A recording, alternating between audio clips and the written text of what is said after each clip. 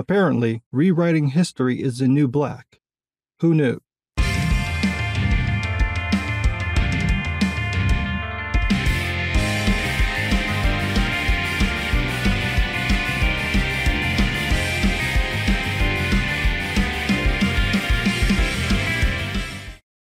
Did you know the pharaohs were black?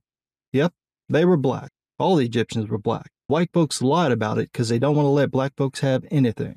Like many black kids, I grew up hearing those kinds of claims. I grew up seeing this in artwork. I'm pretty sure every black family had one of them paintings of half-naked, black-skinned Egyptians in suspiciously sexual poses. There was this constant claim that the true history of Egypt had been whitewashed, and the greatest example of this was Cleopatra. Now, that's a lovely story, but it just isn't true. Cleopatra was not black. Neither were the Egyptians in general. To be fair, I do understand why black folks do this. Our history has been lost to us as a result of European colonization and the slave trade. Descendants of slaves have no idea where we came from, and when we look at African countries to see what they were like before Europeans showed up, there's not much to see because most of the records of those ancient kingdoms and empires were either lost to time or destroyed by white people. The one African empire we know the most about is Egypt, a country so old that it was ancient to the ancients. So it makes sense that a people who've lost everything but a tangential connection to their home continent would pick the greatest power from that continent and claim they were a part of it. But that doesn't change history. The Egyptians weren't black. There's no archaeological evidence to support that claim, either from how Egyptians depicted themselves in art or from DNA samples. These people simply were not black. But some people don't like things like historical facts to get in their way. Enter one Tina Garavi, an Iranian director working on the Netflix show Queen Cleopatra, which depicts a very black Cleo. As you might expect, there's been some controversy since, Cleopatra isn't black. There's been a general backlash from the public and also a lawsuit filed in the Egyptian court, accusing Netflix of trying to promote the Afrocentric thinking, which includes slogans and writings aimed at distorting and erasing the Egyptian identity. Garavi initially responded by saying, quote, "If you don't like the casting, don't watch the show," which I'm sure no one was planning to do. But our little bundle of joy decided to write a longer response to the criticism she had to know was coming, because this seems like a marketing ploy. A few people have done this recently, where they deliberately try to get a negative response to promote their show. Velma comes to mind. But whereas Velma was there just to piss people off, Garavi has an agenda to blackwash Cleopatra, whether it's historically accurate or not. As she says in her piece in Variety, quote, "Last summer, I was living in Venice Beach and decided, due to a friend's persistence, to visit a fortune teller. Me, ever the skeptic but game for a laugh, agreed to go along. What the fortune teller said made me roll my eyes. I am not saying you are Cleopatra, but somehow you share her story and are connected." Yeah, that never happened. I don't even know why you would tell that lie. To make up that kind of story tells you the type of person we're dealing with, and honest isn't the first H word that comes to mind. She continues, quote, "Less than a month later, I got a call from a production company making Jada Pinkett Smith's African Queens and was subsequently hired to direct 4 episodes of a drama documentary on the life of the controversial leader. The joke was on me." Why? They hired you to make a dramatized account of historical events. All you had to do is make it as historically accurate as possible and then add in dialogue to give us an idea of what Cleopatra might have said and done. That's it. It's not that complicated, unless, quote, "I remember as a kid seeing Elizabeth Taylor play Cleopatra. I was captivated, but even then, I felt the image was not right. Was her skin really that white?" Really? I'm not even questioning your suspicion about her skin color. You watched Cleopatra as a child. I don't believe you. No one under 50 has actually seen that movie. You may have seen pictures of the movie, maybe even some clips, but I don't believe you watched the entire film.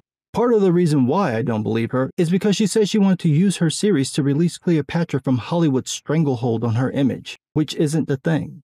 Cleopatra has been depicted in art for thousands of years. Virtually all the depictions show her as Caucasian because she was Greek, and Greeks are Caucasian. That's it. I know that within the black community there's a tendency to claim that the Egyptians, especially the pharaohs, were really black, but that's not true. Egyptians are African, since they're native to the continent of Africa, but ethnically they aren't sub-Saharan African, which is a group we typically think of as black. I get why black folks would think they were, but I don't get why Garavi thinks this because, as she says, quote, "Born in Iran, I am a Persian, and Cleopatra's heritage has been attributed at one time or another to the Greeks, the Macedonians, and the Persians." 2 points. 1, I've never heard of Cleopatra being Persian. That's new to me. 2. If you're Iranian, why do you think Cleopatra is black? That's a black thing. You ain't black. What you doing?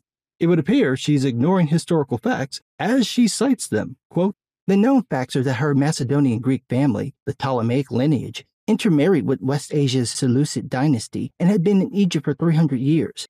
Cleopatra was 8 generations from these Ptolemaic ancestors, making the chance of her being white somewhat unlikely. After 300 years, surely we can safely say Cleopatra was Egyptian.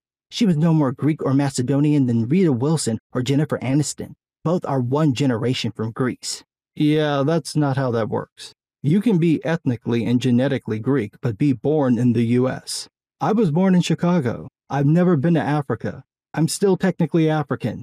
Even after 400 years of slavery and mixing with Caucasians and Native Americans, I'm still mostly African. You can't be this stupid. You can't. You can't. Or maybe you can, since you conveniently forgot to mention that the Seleucid dynasty, like the Ptolemaic dynasty, was Greek. Oh, Cleopatra can't be Greek because both her family lines were Greek. Yeah, that makes perfect sense. Kinda like this line, quote, doing the research, I realized what a political act it would be to see Cleopatra portrayed by a black actress. Yes, it would be quite the political act to deliberately misrepresent the ethnicity and race of a well-known, heavily researched historical figure, or as we would say in plain English, retarded. Speaking of retarded, Garavi asks, quote, why shouldn't Cleopatra be a melanated sister? Because she wasn't melanated. And why do some people need Cleopatra to be white? Because she was Greek, and Greek people are white. Her proximity to whiteness seems to give her value. No, I'm pretty sure it's her insane love triangle with Caesar and Mark Antony that gives her value. And for some Egyptians, it really seems to matter. Yes, it's so terrible that the Egyptians want their historical figures not to be race-swapped to fit your little agenda. Like this, quote, after much hand-wringing and countless auditions, we found in Adele James an actor who could convey not only Cleopatra's beauty, but also her strength. What the historians can confirm is that it is more likely that Cleopatra looked like Adele than Elizabeth Taylor ever did. Which historians? Name them. Tell me which historians claim Adele James bears any resemblance to the depictions of Cleopatra made during her life and shortly after her death.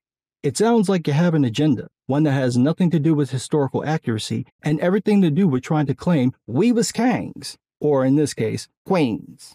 This is ironically about appropriating Egyptian culture and then trying to force Egyptians to go along with it, which she admits, quote, perhaps it's not just that I directed a series that portrays Cleopatra as black, but that I have asked Egyptians to see themselves as Africans, and they are furious at me for that.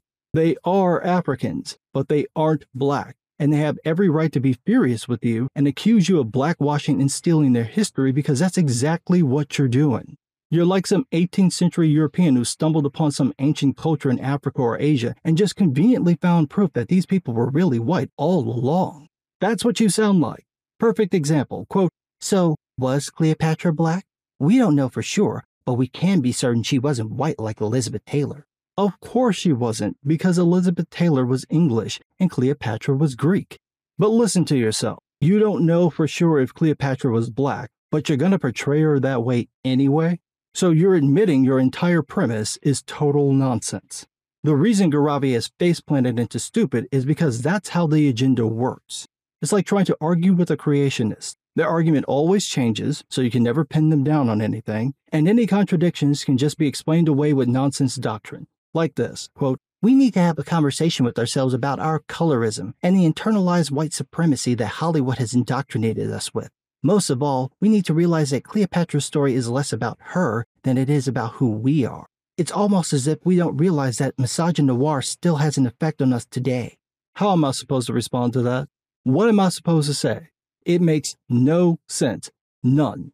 Misogynoir. I don't even know what that is. And that's the point. Garavi is throwing out jargon because she has nothing to support her argument. It's meant to get you to argue about that nonsense instead of pointing out that not only can't she prove her point, she knows she can't. She can't even keep her talking points straight. Just watch. She's going to make a claim and then immediately contradict herself.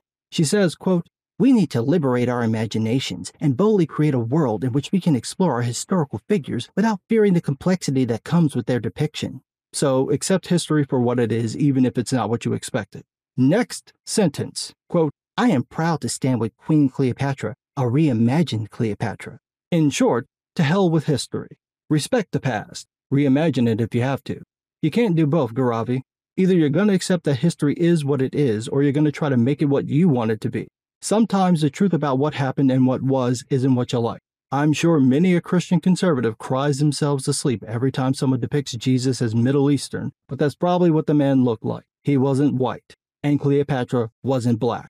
If you had any evidence that she was, I'd be sharing it like a madman. But you don't, because there isn't, because she wasn't. And there's nothing wrong with that. And to be honest, you could have gotten away with your blackwash version if you hadn't tried to claim that it was historically accurate.